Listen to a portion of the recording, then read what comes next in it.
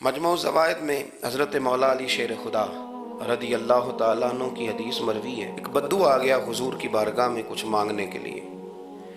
مولا کائنات رضی اللہ تعالیٰ عنہ فرماتے ہیں سرکار جب کسی بات کا جواب نہ دینا چاہتے تھے تو خاموش ہو جاتے تھے، کچھ دیر خاموش رہتے تھے، اور حضور کا خاموش رہنا بھی ہمارے محدثین نے محفوظ کیا ہے۔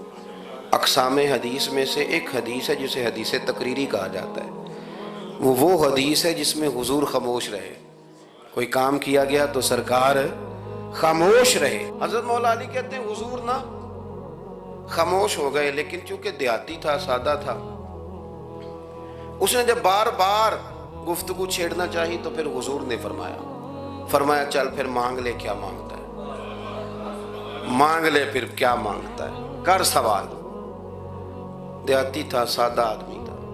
مولا کائنات فرماتے ہیں ہمیں یوں لگا کہ اب نہ یہ آخرت اپنی سوار جائے گا، جنت کا سوال کرے گا، لیکن بڑا ہی سادہ تھا۔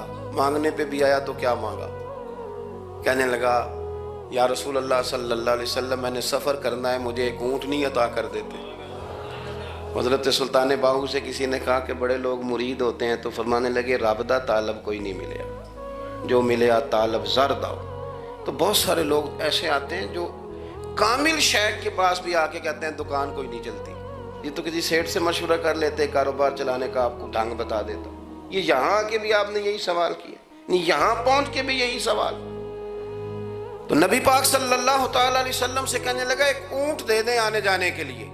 حضرت علی کہتے ہیں ہمیں بڑا افسوس ہوا، یار تو آیا کہاں پہ ہے اور تو مانگ کیا رہا ہے، تو بارگاہ دیکھ اور اپنا سوال دیکھ، تو کہاں کھڑا ہے، کیا مانگ رہا ہے۔ حضور مسکرائے اور مسکرا کر کے فرمایا کہ اونٹ تجھے دیا، چل کچھ اور بھی مانگ لے۔ حضرت علی کہتے ہیں ہم نے کہا اب جنت مانگے گا یہ حضور سے، تو بڑا ہی بھولا تھا، کہنے لگا جی اگر آپ کچھ اور بھی دینا چاہتے ہیں تو اونٹ پہ ڈالنے کے لیے کجاوا بھی دے دیں۔ تو حضرت مولا علی شیر خدا فرماتے ہیں ہمیں پھر بڑا افسوس ہوا کہ یار دیکھو اتنا چانس ملا ہے پھر کھو دیا ہے۔ رسول کریم علیہ السلام بھی مسکرائے، اور سرور کائنات کی جو مسکراہٹ ہوتی تھی وہ نہ خوشیاں تقسیم کرتی تھی۔